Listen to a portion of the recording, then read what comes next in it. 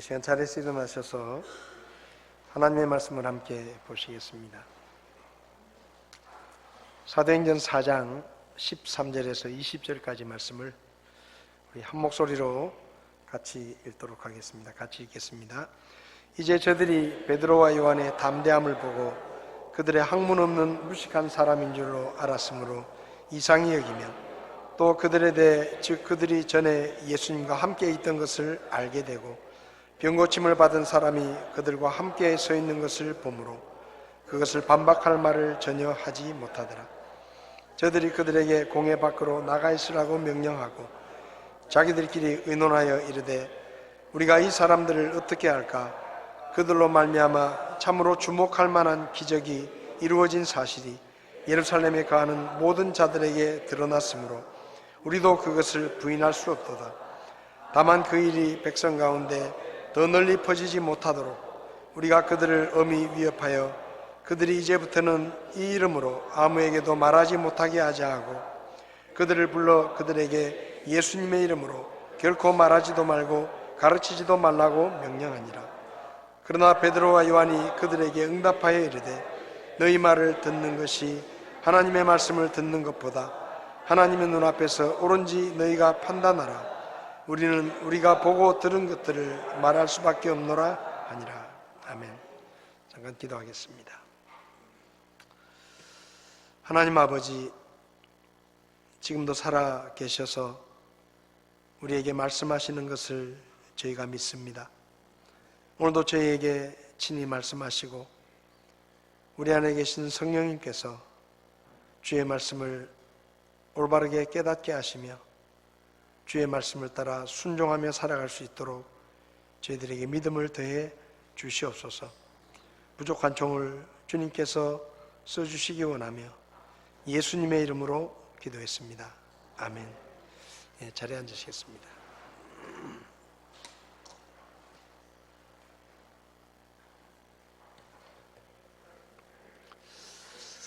(1973년 6월 3일에) 미국의 샌프란시스코 차이나타운 거리에서 총격 사건이 일어납니다. 한 사람이 죽었는데 그 당시에 그 현장을 목격한 사람들이 거의 다 백인들이었습니다.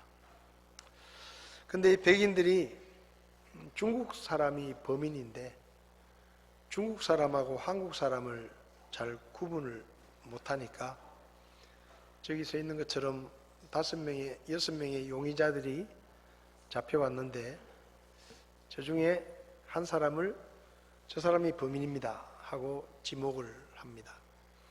근데 그 사람은 진짜 범인이 아니에요. 21살 된 한국 사람 이철수 씨가 그 범인으로 지목이 됩니다.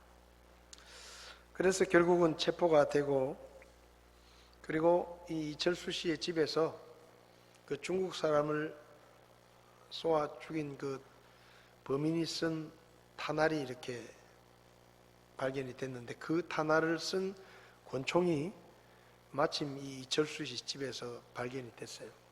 근데 이 총은 자기 매니저에게 잠깐 빌려가지고 자기 집에 보관을 하고 있었는데 마침 그 사건에 사용된 총하고 똑같은 총이어가지고 꼼짝없이 범인으로 체포가 되었습니다.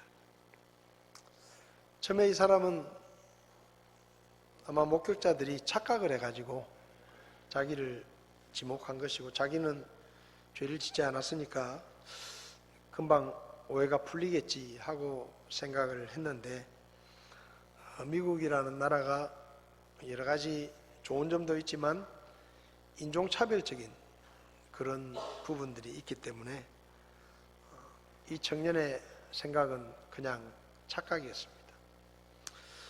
결국 재판을 받고 종신형을 선고받고 교도소에 수감이 됩니다. 그리고 계속 수감 중에 있는데 4년 후에 1977년에 한 신문사의 한국인 기자가 이경원이라고 하는 기자가 이 이철수 씨의 얘기를 듣고 아주 자세하게 조사를 해보니까 범인이 아닌 거예요. 자기가 볼 때도.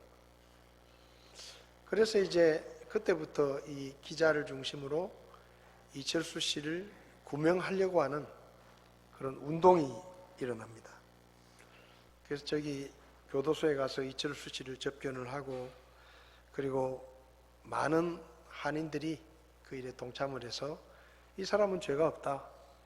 그러니까 이게 인종차별이니까 이 사람을 풀어주라 하고 운동을 하고 많은 사람들이 모여서 시위를 하고 이렇게 했습니다.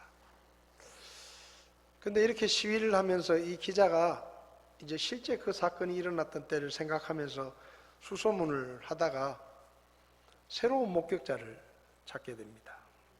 이 새로운 목격자는 한 4m 떨어진 곳에서 그 사건을 목격했는데 그 사람이 범인을 정확하게 본 거예요.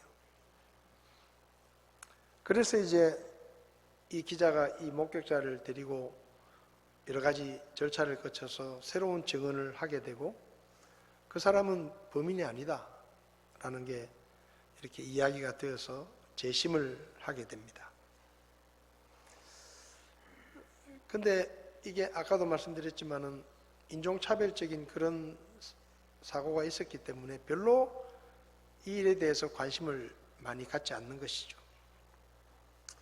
결국은 3년 동안, 3년이 지나서 이제 2심을 하게 되는데, 결국 이 사람이 그 죄를 벗게 되고 10년 만에 출소를 합니다. 얼마 전에 이 사람의 이야기가 프리철수리라고 하는 다큐멘터리 영화로 만들어지고, 그리고 이철수 씨의 이야기가 지금 이제 미국에서 다시 이렇게 사람들의 조명을 받고 있습니다. 이 다큐멘터리 영화가 미국의 연예상을 주는 에이미 상에서 다큐멘터리 영화로 상을 받습니다. 그러면서 이제 이철수 씨의 이야기가 다시 이제 사람들 사이에 관심을 끌고 있는데, 목격자, 그러니까 별 생각 없이 증언했던 그 백인 목격자들, 정확하게 본 것도 아니면서 저 사람이 범인이다.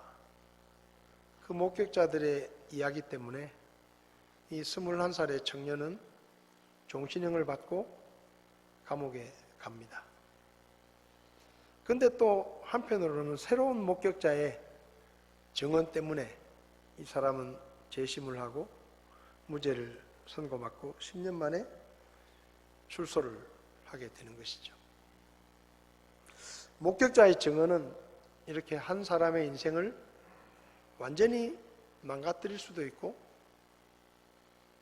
또 망가진 한 사람의 인생을 다시 회복하게 할 수도 있습니다. 앞장인 사도행전 3장을 보면 베드로와 요한이 성전에 기도하러 가다가 날 때부터 걷지 못하던 안진뱅이가 구걸하고 있는 것을 보게 됩니다. 성전에는 동쪽에 1개, 서쪽에 4개, 남쪽에 2개, 북쪽에 1개, 8개의 문이 있는데, 그 문 중에 남쪽에 특별히 문 안에 장식이 아주 화려하게 되어 있는 문을 우리 흠정역은 아름다운 문이다 라고 번역을 했고, 개역성경에는 미문이다 라고 번역을 했는데, 그 문 앞에 이 사람이 날 때부터 걷지 못했으니까 와서 이제 구걸을 하는 거예요. 근데 베드로와 요한이 마침 기도하러 가는데 한 분 도와달라고 청을 하니까 베드로와 요한이 우리 돈은 없는데 예수님의 이름으로 일어나 걸어라 해서 손을 잡고 일으켜서 이 사람이 걷게 됩니다. 그리고 베드로와 요한을 따라 성전 안으로 들어가고, 성전에 있던 수많은 사람들이 그 사람이 워낙 오랫동안 거기서 구걸을 했기 때문에 다 얼굴을 아는 거죠. 저 사람이 어떻게 걷게 됐냐. 그래서 그 기적 때문에 수많은 사람들이 예수님을 믿게 됩니다. 그래서 이제 그 일 때문에 예루살렘이 발칵 뒤집힌 것이죠. 그래서 사두개인들과 제사장들이 베드로와 요한을 붙잡아다가 더 이상 그 소문이 퍼지지 못하도록 하룻밤을 감옥에 가두고 그 다음날 공회를 열어서 재판을 합니다. 재판하는데 특별히 잘못한 게 없는 거예요. 뭐 병자를 한 사람 고쳐준 것 말고는 그게 무슨 잘못도 아니고, 그리고 이미 예루살렘 안에 파다하게 소문이 나서 그 일에 대해서 수많은 사람들이 알고 있기 때문에 여기에 대해서 뭐 조작을 할 수도 없고, 그래서 자기들이 나름대로 의논을 해보니까 이 사람들을 더 이상 감옥에 가둬둘 수가 없다. 풀어줘야 되는데, 풀어줬다가는 이 사람들이 온 사방에 다니면서 그 기적과 또 예수의 소문을 퍼뜨릴 것 같으니까 협박을 해가지고 그 일을 못하게 하자. 그래서 불러놓고는 다시는 예수님의 이름을 이야기하지 말고 이 기적에 대해서도 떠들고 다니지 마라 하고 위협을 합니다. 그때 베드로와 요한이 한 말이 19절 20절에 기록이 되어 있는데, 너희 말을 듣는 것이 하나님의 말씀을 듣는 것보다 하나님의 눈앞에서 옳은지 너희가 판단해라. 우리는 보고 들은 것을 말하지 않을 수 없다. 다시 말하면 우리는 목격자다. 우리는 예수님의 사건에 대한 목격자이고 이 기적에 대한 목격자다. 목격자인 우리에게 왜 그것을 말하지 못하게 하느냐? 우리는 목격자이기 때문에 말하지 않을 수가 없다.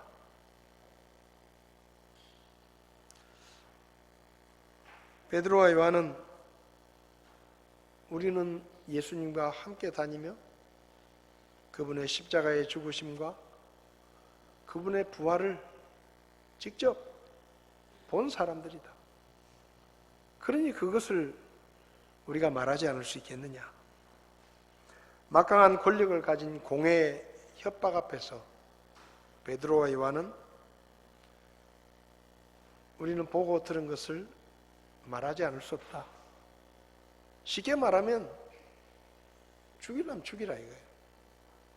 봤기 때문에, 우리가 직접 눈으로 보았기 때문에 그 일에 대해서 우리가 침묵할 수 없다라고 이야기한 것입니다. 여러분, 앞서 말씀드린 이철수 씨의 이야기를 생각해 보면 4m 안 되는 거리에서 그 사건을 지켜보았던 그 목격자, 그 사람은 침묵했습니다. 그보다 멀리서 본 백인 목격자들이 잘못된 증언을 해서 이 21살의 청년이 억울한 누명을 쓰고 감옥에 갇히는 그 모든 과정 속에서 제일 정확하게 본 가까이에서 보았던 이 목격자는 침묵했어요. 말하지 않았습니다. 어쩌면 그 사람이 목격자라는 것을 아무도 몰랐을지 모릅니다. 괜히 증언을 했다가 휘말리게 되면 골치 아프니까 아무 말을 하지 않겠다라고 했을지도 모릅니다. 그런데 수년이 지난 후에 한 기자가 찾아와서 당신이 그 사건의 목격자가 아닙니까? 지금 그 사건 때문에 억울한 한 청년이 감옥에 갇혀서 수년째 수감 생활을 하고 있습니다.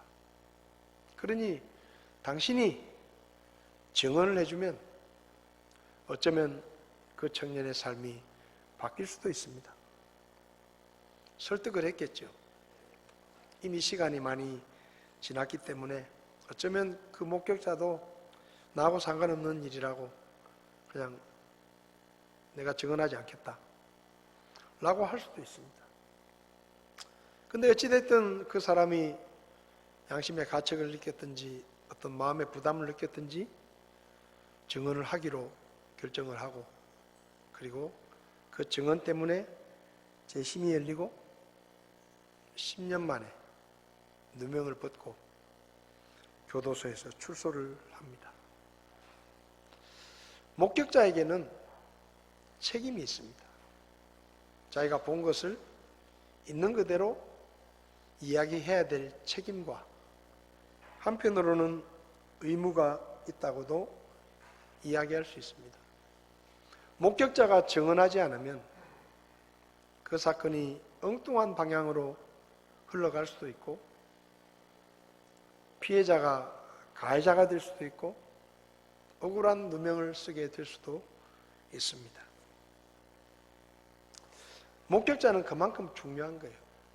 직접 보고 자기 눈으로 지켜보았던 사실에 대해서 진실하게 말하지 않으면 그 일 때문에 누군가가 피해를 입게 되는 것이죠.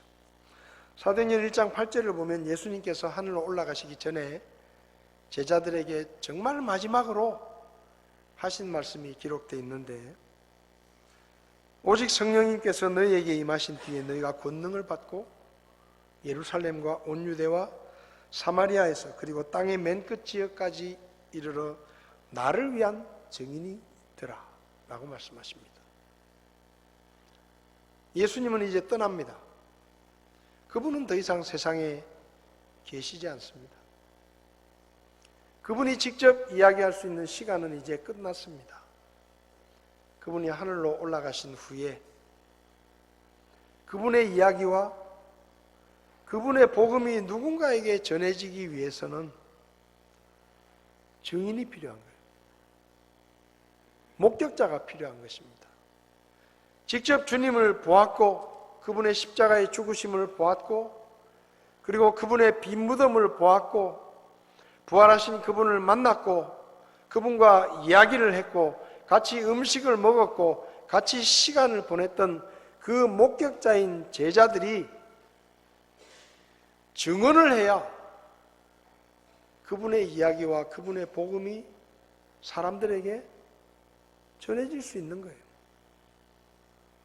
예수님께서 제자들에게 내 증인이 되라 라고 말씀하신 것은, 다시 말하면 너희들이 침묵하면, 목격자인 너희들이 이 이야기를 사람들에게 말하지 않으면 나의 죽음과 나의 부활과 나의 복음이 사람들에게 전해질 수 없다. 그러니 너희가 나를 위한 증인이 되어서 증언을 해야 한다 라고 말씀하신 것입니다. 여러분, 복음이 전해지기 위해서는 증인이 필요합니다. 증인. 예수님의 이야기와 그분의 복음이 사람들에게 계속해서 전해지기 위해서는 그분을 보고 그분의 복음을 통해 구원을 경험했던 사람들의 증언이 필요한 거예요. 예수님께서 제자들에게 마지막으로 나를 위한 증인이 되라. 내 이야기와 내 복음을 알고 있는 너희들이 내 이야기와 이 복음을 전하지 않으면 사람들에게 이 복음은 전해질 수가 없다. 그러니 너희들이 이 일을 해야 된다 라고 말씀하신 것입니다. 여러분, 2000년 전 유대 땅에서 사셨던 예수님의 이야기, 그리고 그분의 부활, 그리고 그분이 십자가의 죽음으로 완성하신 구원의 복음이 어떻게 우리에게까지 전해졌을까요? 이스라엘에서 직선거리로 8284km가 떨어져 있는 이 먼 동방에 있는 이 작은 나라에 살고 있는 저와 여러분들에게 어떻게 2000년 전에 있었던 그 예수님의 이야기와 복음이 전해졌겠습니까? 오늘 본문에 나오는 이 베드로와 요한이 너희들이 다시 이 이름으로 이야기하거나 예수님의 부활을 전하면 가만두지 않겠다 라고 위협했을 때 베드로와 요한이 아이고 알겠습니다. 살려만 주십시오. 다시는 얘기 안 할게요. 그렇게 대답을 하고 입을 닫아버렸다고 하면 그 예수님의 이야기와 그분의 복음이 어떻게 전해졌겠습니까? 예수님의 제자들이 협박과 목숨의 위협을 받으면서 자신의 목숨을 구하기 위해서 그 복음을 증언하는 일을 중단했다면 사도 바울이 얻어맞고 감옥에 갇히고 매를 맞으면서 복음을 전했는데 이제는 더 이상 지쳤다. 나도 좀 편하게 살고 싶다. 그렇게 결정하고 입을 닫아버렸다면 로마 황제와 가톨릭 교회가 무서운 핍박으로 박해할 때 순교의 길을 걸으면서 이 복음과 예수님의 이야기를 전했던 우리 믿음의 선배들이 없었다고 하면 우리가 어떻게 이 복음을 들을 수 있었겠습니까? 본국에서 누릴 수 있는 안락한 삶을 기꺼이 포기하고 1954년 6.25 전쟁 직후에 폐허가 된 이 대한민국 땅에 선교사로 들어와 죽는 날까지 56년 동안 복음을 전했던 아이작 표수다 선교사. 이분이 성서침례교회를 한국에 전해주신 분입니다. 그리고 잭 베스킨 선교사, 워스월리 선교사, 고 추인호 목사님, 이런 분들이 복음의 증인으로 복음을 증언하지 않았다면 어떻게 저와 여러분들이 예수님의 이야기와 그분의 부활과 그분의 복음을 들을 수 있었겠습니까? 저와 여러분들이 복음을 듣고 구원받을 수 있었던 것은 누군가가 우리에게 증언을 해주었기 때문이에요. 자기가 듣고 믿어 구원받은 그 구원의 복음,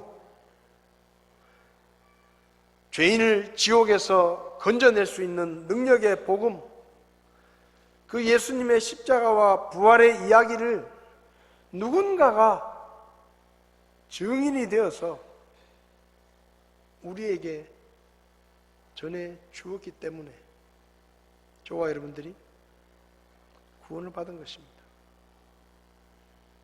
우리 주변에 복음을 들었던 증인들이 많이 있었겠지만 그 증인들이 우리에게 이야기해 주지 않고 침묵했더라면 우리는 지금도 복음을 알지 못하고 지금도 그냥 죄악 가운데서 믿지 않는 사람들처럼 똑같이 살고 있을 거예요.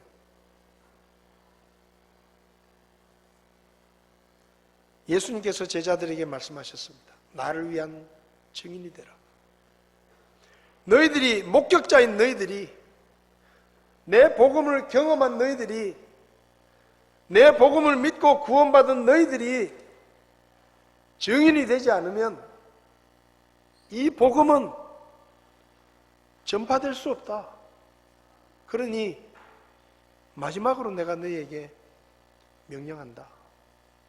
내 증인이 되라. 이 시대에도 증인이 필요합니다. 누가 증인이 될 수 있습니까?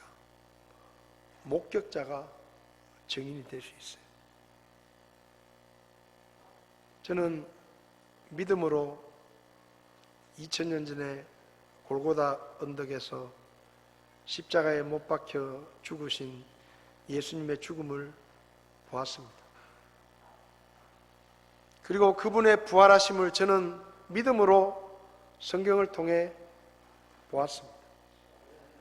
그리고 그분의 복음을 듣고 믿어서 저는 구원을 경험했습니다.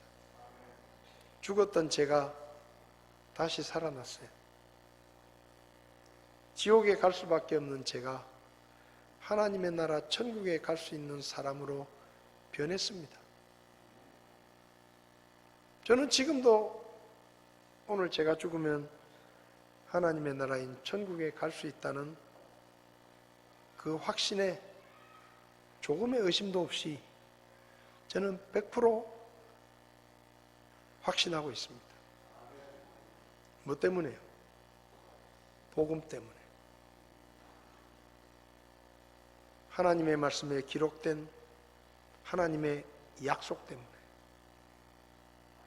저는 그 복음을 경험했습니다.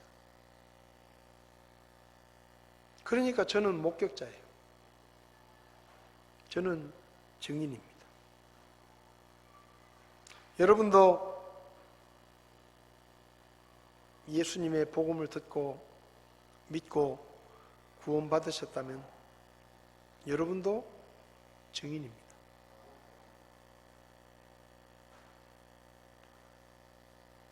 우리에게는 증인이 되어야 될 책임이 있습니다. 우리에게는 증인이 되어야 할 의무가 있습니다. 우리는 경험했고 우리는 보았습니다. 지금 우리가 살고 있는 이 시대에도 이 지구의 어느 귀퉁이에서는 복음을 전한다는 것 때문에 사형을 당하고 감옥에 갇히고 우리가 상상할 수도 없는 엄청난 핍박과 고난을 겪는 분들이 있습니다. 때로는 두 팔이 잘리기도 하고 목베임을 당해서 죽기도 하고 그들은 그렇게 목숨을 걸고 증인으로서 자기가 증인이라는 이유 때문에 그들이 보고 들었던 예수님의 이야기와 그분의 복음을 전하고 있는 거예요. 예수님이 말씀하신 대로 만약에 그분의 부활을 목격한 목격자들, 그분이 십자가에서 돌아가시고 부활하시며 완성하셨던 그 구원의 복음을 통해서 구원받은 경험을 했던 증인들이 침묵하면 더 이상 그분의 이야기와 그분의 복음은 전해지지 않을 것입니다. 4m 가까운 거리에서 그 중국인을 쏘아 죽이는 범인을 분명히 보았던 그 목격자, 그가 침묵하는 동안에 21살의 이철수라는 청년은 억울한 누명을 쓰고 수년 동안 감옥에 갇혀 있어야 했습니다. 그런데 그가 용기를 내서 증언했을 때 그 억울한 누명을 쓴 이철수 씨의 누명이 벗겨지고 그는 자유의 몸이 됩니다. 여러분, 그 목격자가 용기를 내고 그리고 자기가 보았던 그 일에 대해서 진실을 말해 주었기 때문에 한 청년의 생애가 완전히 바뀐 것입니다. 저에게 복음을 전해주었던 제 고등학교 친구, 그 친구가 저에게 낚시하러 가고 있는 저에게 복음을 전해주었습니다. 친구들 9명하고 일요일 아침에 낚싯대를 메고 부산의 용호동 이기대 거기 낚시를 하러 가려고 집을 나서는데 제 교회 다니는 친구가 저희 집을 찾아왔어요. 우리 교회에서 무슨 집회를 하는데 교회 한번 따라가 주자. 한번 같이 가자. 근데 이 9명 중에 8명의 친구들이 정말 냉정하게 거절을 했습니다. 그러니까 이 친구가 9명이나 있는데 다 거절을 하니까 너무 실망해하는 거예요. 저는 조금 착했거든요. 그래서 그 실망하는 친구를 볼 수가 없는 거예요. 미안해가지고. 9명이나 있는데 다 안 간다 그러니까. 그래서 제가 제 낚싯대를 옆에 친구한테 주고, 야, 먼저 가 있어라. 그럼 나 얘하고 교회 갔다가 갈 테니까 먼저 가라고. 그리고 제가 낚싯대를 넘겨주고 저는 그 친구를 따라 교회를 갔습니다. 그게 제가 처음으로 교회 간 날이에요. 그래서 제가 그 교회를 나가게 됐고 복음을 듣게 됐고 구원을 받았습니다. 저는 그 친구가 정말 고맙습니다.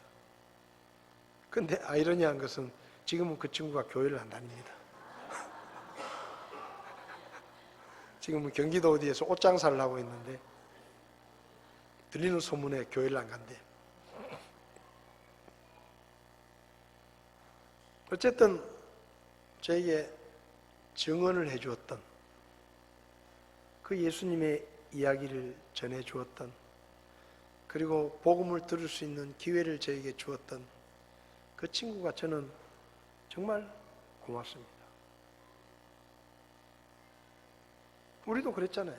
누군가가 우리에게 증언을 해준 거예요. 그래서 저와 여러분들이 복음을 듣게 되었고 구원을 받은 것입니다.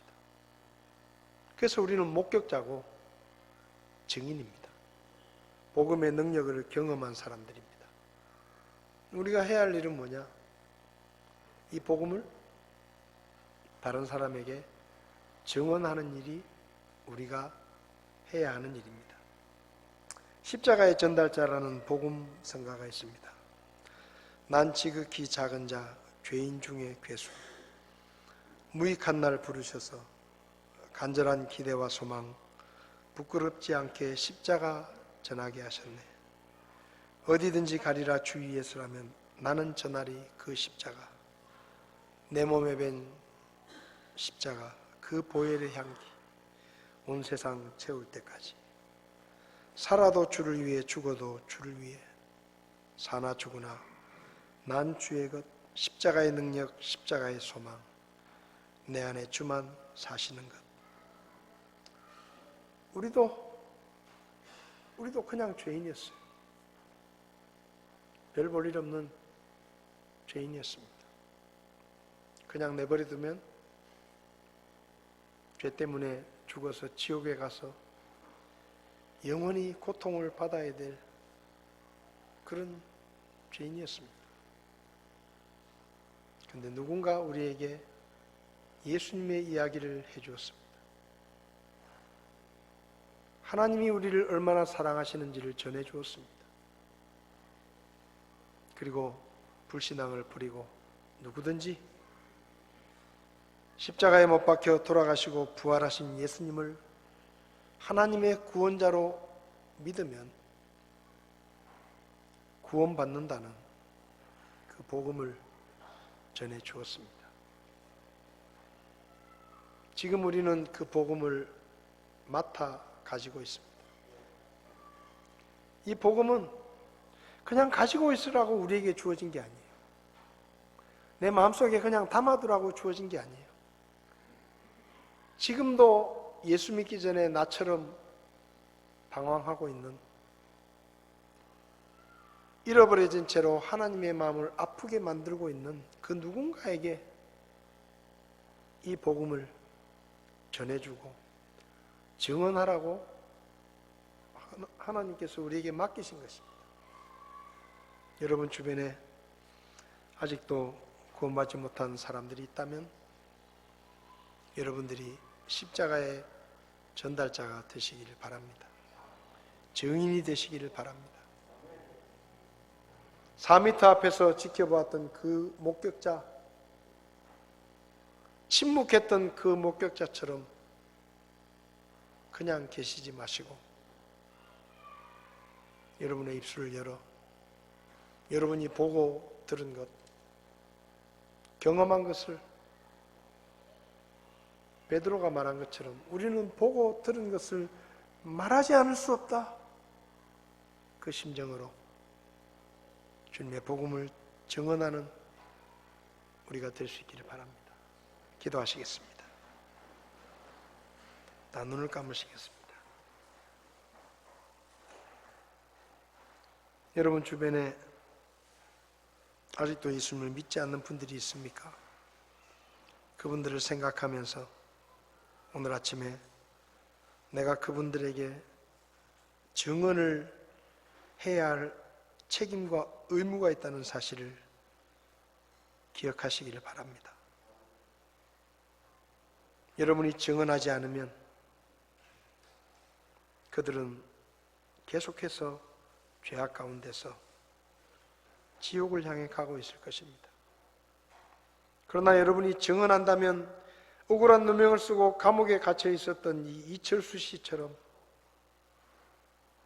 그가 목격자의 증언 때문에 자유를 얻은 것처럼 여러분이 이 복음을 증언한다면 그들 가운데 누군가 이 복음을 믿고 구원받아 우리가 지금 누리고 있는 이 영원한 생명과 자유함과 천국의 소망을 갖게 될 수 있습니다. 혹시 여러분 중에 목사님 저는 교회는 왔지만 아직 예수님을 믿지 않습니다. 저는 오늘 죽으면 천국 갈 자신이 없습니다. 근데 오늘 설교를 들으며 저도 예수님을 믿고 구원받고 천국에 갈 수 있기를 원합니다. 저도 예수 믿기 원합니다. 저를 위해 기도해 주십시오. 그런 분이 계시면 오른손을 잠깐 들어주시면 제가 기도해 드리겠습니다. 저도 구원받기 원합니다. 저도 예수 믿기 원합니다. 그런 분 계시지 않습니까? 우리 이 시간 다 자리에서 일어나시겠습니다. 우리 십자가의 전달자 이 찬송을 드리면서 우리가 무엇을 해야 되는 사람들이고 우리에게 맡겨진 이 십자가의 복음이 얼마나 귀한 것인지를 다시 한번 마음에 새기며 하나님께서 우리를 써주시기를 기도하는 마음으로 이 찬송을 주님 앞에 드리겠습니다.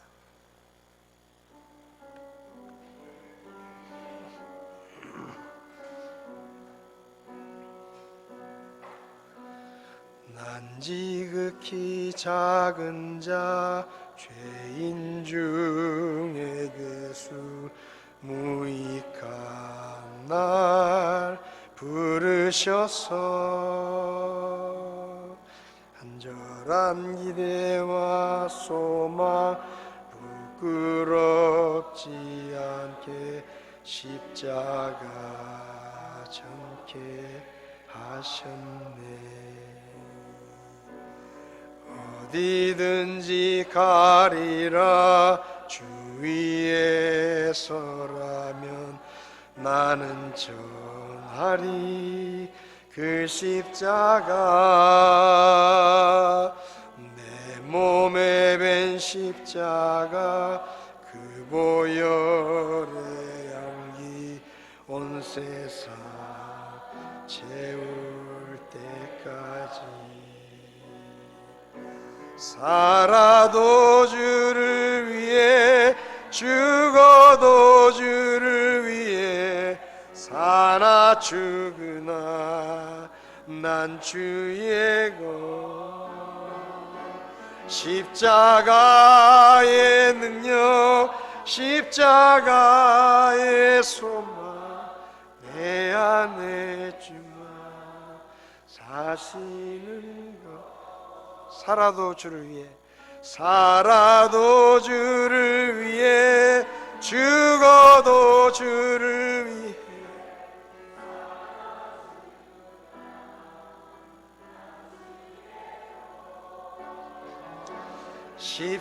십자가의 능력 십자가의 소망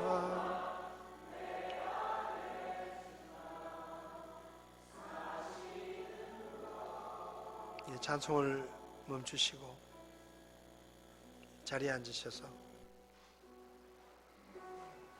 여러분 주변에 믿지 않는 가족들, 친구들, 이웃들 얼굴을 한번 떠올려 보시면서 하나님, 제가 목격자입니다. 제가 증인입니다. 제가 십자가의 목격자이고 부활의 목격자이고 복음의 증인입니다.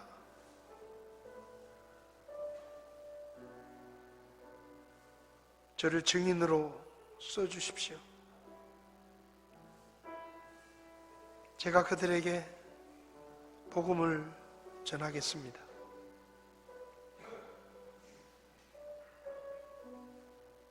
아직도 죄악 가운데서 영원한 멸망을 향해 가고 있는 그들에게 목격자인 제가, 증인인 제가 십자가의 복음을 전하겠습니다. 저희를 써주십시오. 주님 앞에 기도하시기 바랍니다.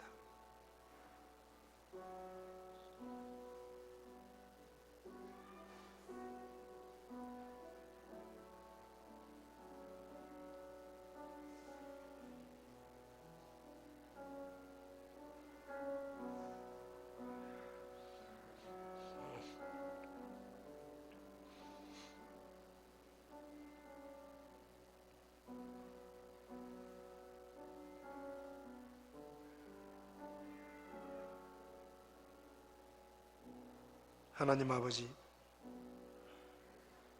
영원히 멸망할 죄인이었던 저희들을 버리지 아니하시고 우리에게 복음의 증인을 보내주셔서 그 귀한 복음을 듣고 구원받아 하나님의 자녀가 되게 해주신 것 감사합니다. 우리가 믿음으로 십자가를 보았습니다. 우리가 믿음으로 우리의 죄 때문에 십자가에 달려 피 흘리고 계신 주님의 모습을 보았습니다. 우리가 믿음으로 주님의 빈 무덤을 보았습니다. 부활하신 주님을 만났습니다. 그리고 복음을 믿고 구원받았습니다. 우리가 목격자요, 우리가 증인입니다. 목격자로, 증인으로 주님의 십자가와 부활을 증언하게 하시고 주의 복음을 증언할 수 있도록 저희들을 써 주시옵소서. 우리 주변에 아직도 믿지 않는 가족들, 이웃들에게 주의 복음을 증언할 수 있도록 저희에게 믿음과 용기를 허락해 주시고 영혼을 구원할 수 있는 그런 목격자, 증인이 될 수 있도록 저희를 도와 주시옵소서. 예수님의 이름으로 기도했습니다. 아멘. 예배를 마치겠습니다.